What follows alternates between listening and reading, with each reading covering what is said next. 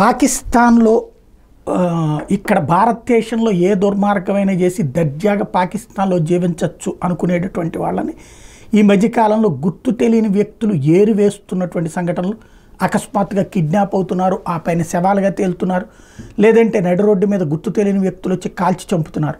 భారతదేశంలో గుర్తు తెలియని వ్యక్తుల పేర్లతో ఇక్కడికి వచ్చి కాల్పులు జరిపి లేదా ఇక్కడ ఉన్నటువంటి వాళ్ళతో స్నేహం చేసి ఇక్కడికి వచ్చి బాంబు పేలుళ్ళు చేసేటటువంటి దుర్మార్గుల యొక్క అధినేతలు అక్కడ పోతూ ఉన్నారు. ఇలాంటి దాంట్లో ప్రైవేటు వ్యక్తులు లేదా అంటే లష్కరే తోయిబాలు, జైషే మహమ్మద్లు ఇట్లాంటి తీవ్రవాద సంస్థల నాయకులే కాకుండా వాళ్ళని నడిపిస్తున్నటువంటి అధికారులు కూడా ఈ మధ్యన పోతున్నారని చెప్పుకున్నాం. ఇప్పుడు అట్లాంటి సంఘటనే మరొకటి చోటు చేసుకుంది. తాజాగా అమీర్ హంజా అనేటువంటి పాకిస్తాన్ ఆర్మీ బ్రిగేడియర్ని గుర్తు తెలియని వ్యక్తులు కాల్చి చంపారు. ఇతని పేరు అమీర్ హంజా.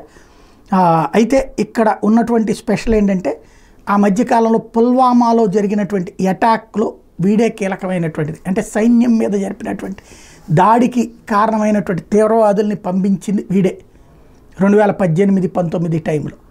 వాడు ఇప్పుడు అకస్మాత్తుగా కాల్చివేయబడ్డాడు గుర్తు తెలియని వ్యక్తుల చేతుల్లో.